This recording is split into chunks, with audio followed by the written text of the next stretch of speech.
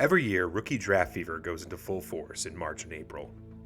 New prospects get owners excited about the potential superstars that will only cost them a draft pick. Buying extra stock in drafts is commonplace, and trading known assets for draft picks is completely common. But what is the actual probability of a draft pick hitting? How valuable are draft picks?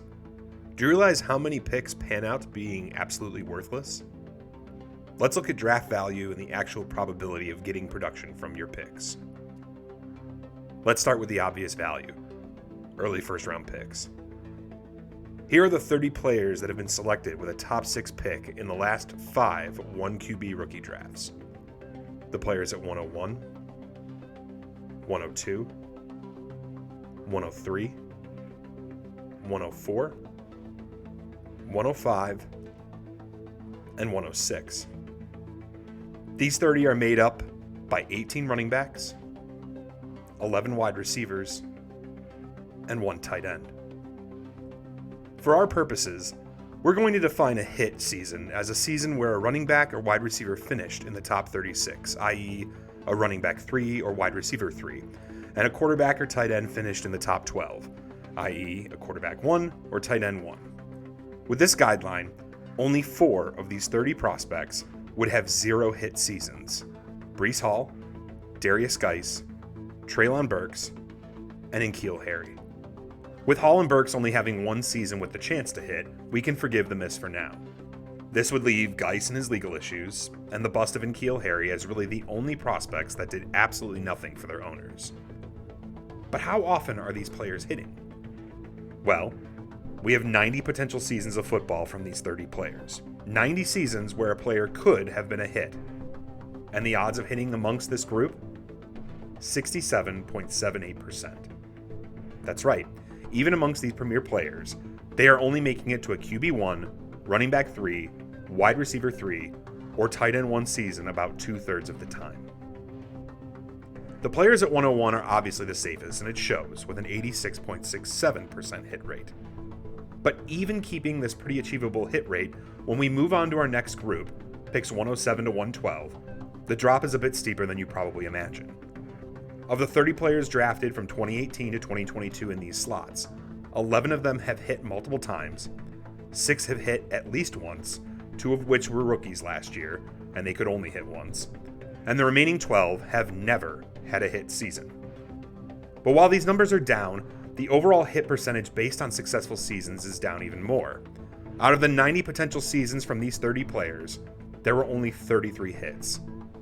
That is a hit only 36.67% of seasons.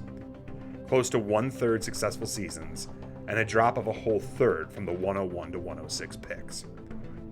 We better get a running tally going so we can keep track of all these drops.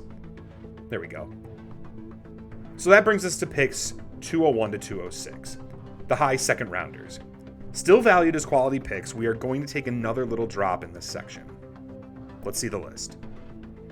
Still a good amount of hits, and even 7 guys who hit multiple times, but a drop to 23.33% hit rate. And as you can see, the progressive drop continues. Next we get to the late seconds with picks from 207 to 212. Oftentimes this is seen as a spot that the talent drops in drafts, but interestingly, from 2018 to 2022, we have a very similar list.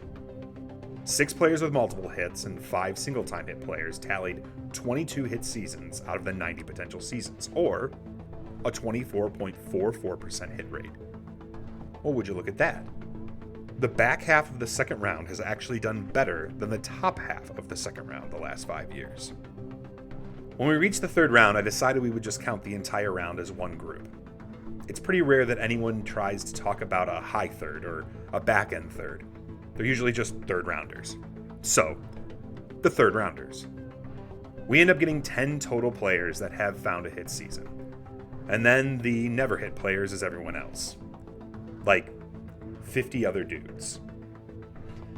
Alright, fine. Here's the full list of players that have never hit. That certainly fills up a screen. 50 guys in red that have never been able to make it to a QB1, running back 3, wide receiver 3, or tight end 1 season. And with the other 10 players only producing 16 hit seasons out of the 180 potential seasons, we have an 8.89% hit rate in the third round. Another dramatic drop between the rounds as we now stand below 10%. So what do we get in our final group, the fourth round? Well, it looks very similar to the third round. This time we have 11 players that were able to hit at least once, and they actually were able to one-up the third round by hitting on 17 seasons out of the potential 180, meaning this group has a 9.44% hit rate. Surprisingly, even though they are the 37th to 46th rookies taken in these drafts, they actually have a higher percentage hit rate than the rookies that were taken between picks 25 and 36. So, there's the breakdown of each hit percentage for these groupings. And while it isn't very surprising that the higher the pick, the better odds of success, it has to be a little interesting that the back half of the second hits a bit higher than the top half, or that the fourth round hits a bit higher than the third round. At the very least, you could say a second round pick is even value no matter where it is, or an early third isn't much different than a fourth round pick. That is, at least when a hit is determined by reaching a QB1, running back 3, wide receiver 3, or tight end 1 season. But what if we narrow that down a bit? A running back 3 or wide receiver 3 is actually pretty broad and generous. The 25th to 36th best receiver and wide receiver in a given year isn't winning teams titles. So what does this look like if we make the hit rate a QB1, running back 2, wide receiver 2, or tight end 1 season? Well, here you go. Once again, we see a drop. Everything in the first round drops down about 14%. The second round drops 6.5%, and there is a minimal but noticeable drop late in the draft in rounds 3 and 4.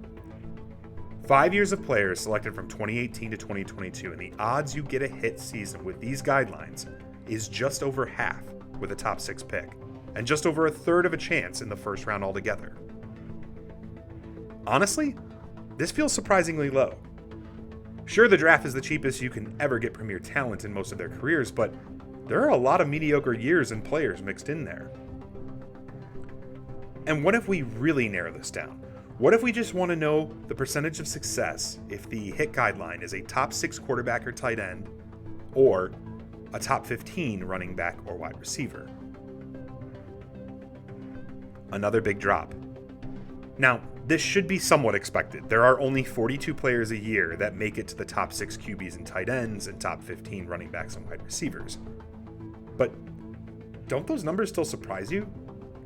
Would you really think that the guys picked 7 to 12 over the last 5 years have only had a top 6 QB tight end season or top 15 running back wide receiver season 8.89% of the time? But maybe your worry is the sample size. Maybe you think we need to expand this to before 2018. Sure, that's a fair ask. Let's take away these other hit guidelines and go to our most broad hit rate.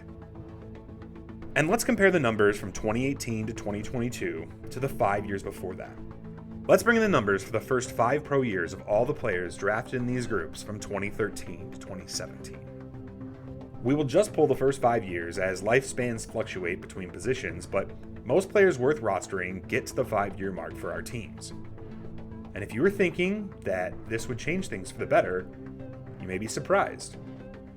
In fact, every grouping dropped down from the 2018-2022 list of rookies. Even though these years contain players like Todd Gurley, Ezekiel Elliott, Mike Evans, and Alvin Kamara, the odds are relatively in the same area as our first data set. So while drafting an elite player is only the cost of one draft pick, when is it a good time to trade a draft pick for a known commodity?